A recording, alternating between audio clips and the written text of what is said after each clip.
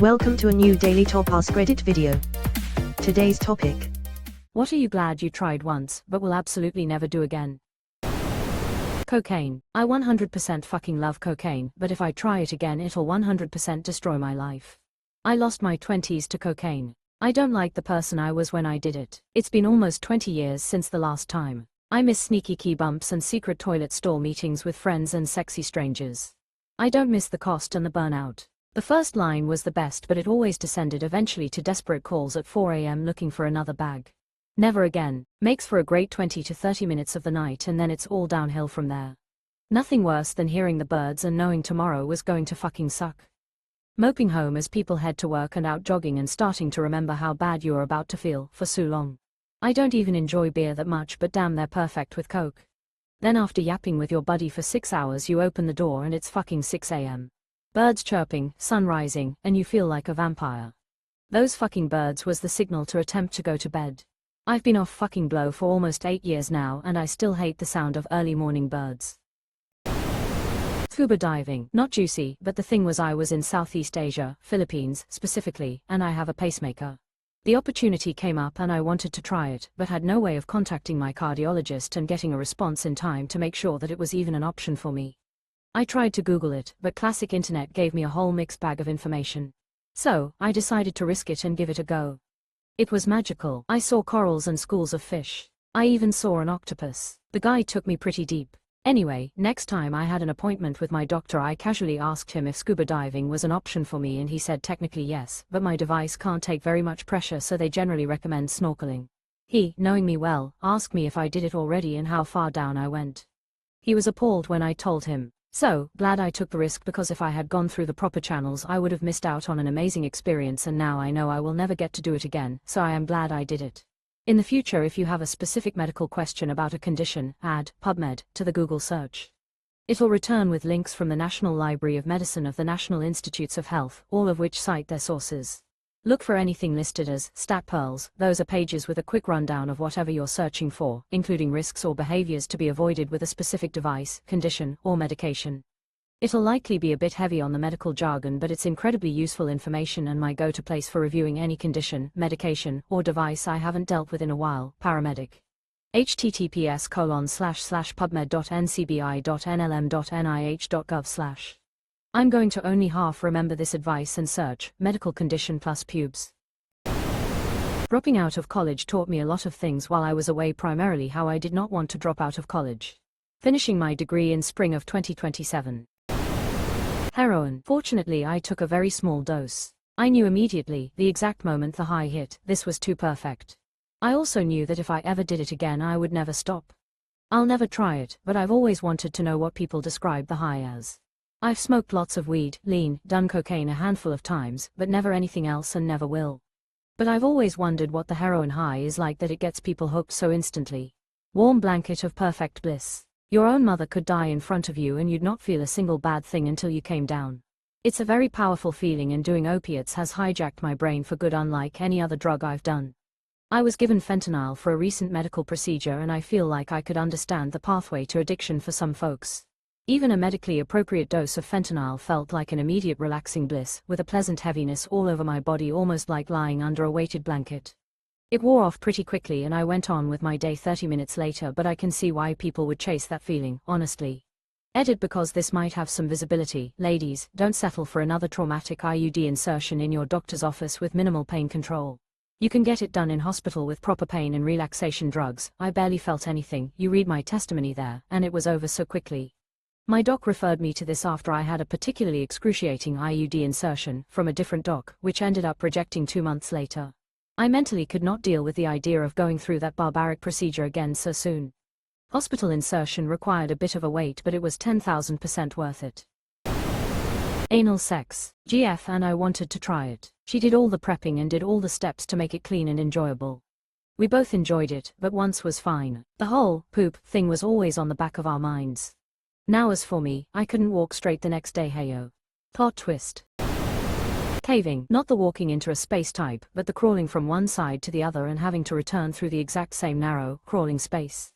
Descending and crawling into trauma should be illegal. The Nutty Putty Cave incident still haunts me to this day.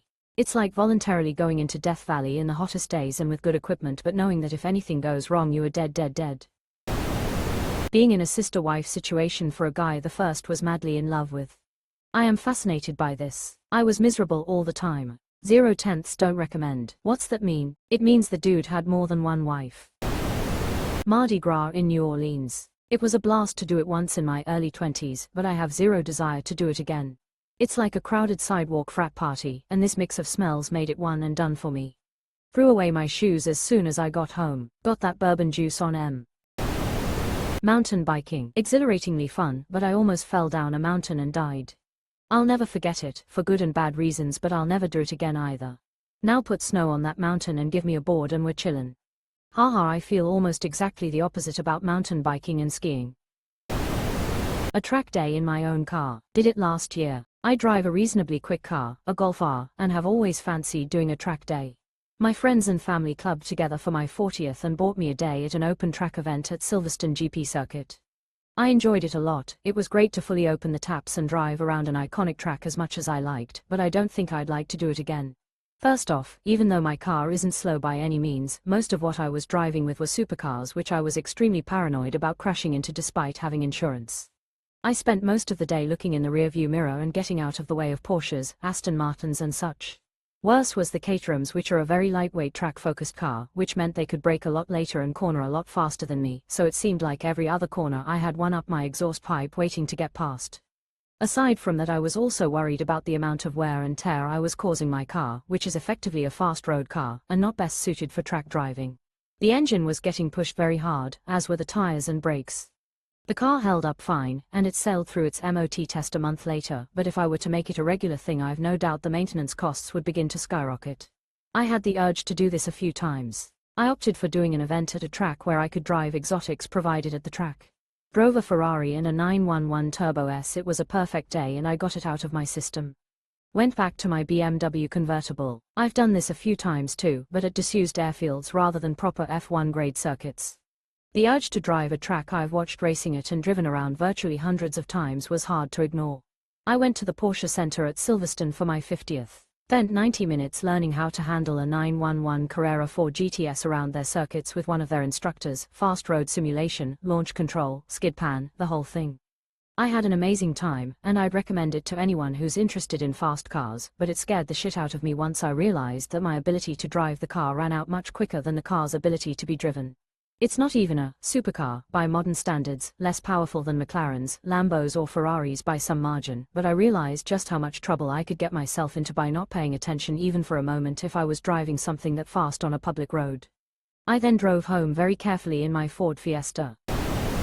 Watched the night countdown in the middle Times Square. 13 hours of standing still in the cold, not able to leave our area.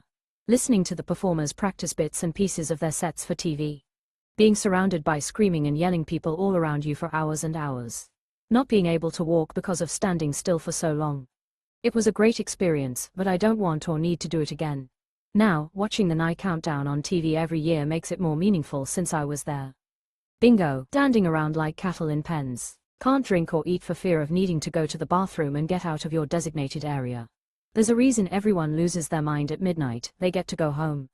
I seen a comment on a subreddit years ago about the night countdown. They suggested that people wear diapers out there if you're planning on going because there is no leaving because of how crowded it is. I've never watched that countdown on TV, but watching it and imaging these people having soiled diapers for hours and still standing in the freezing cold, instead of annoying the countdown, I'd be too busy both pitying them and being disgusted. Skydiving. Certified skydiver here. It's a lot of fun, but I am a money pit that doesn't reward you like many other hobbies can. You get tempted to do either more dangerous things or more elaborate ones, group jumps, and there's just no particular payday like getting more fit or skilled to where it can matter or apply outside of that. And it takes loads of jumps to get there, so you're tens of thousands of dollars in the hole, and you also have to live in the right areas or travel to do the coolest stuff. Really limiting. For me, the problem was how short the fun part lasts. It's like doing an amazing drug that only lasts 30 seconds at a time, then you have to wait to get down, repack, wait for your turn to go back up, have 30 seconds of fun and do it all again. How about Rocky Mountain climbing? Have you ever considered bull riding? A one-night stand. I was so worried about missing out on the sexual exploration phase, of hooking up, etc.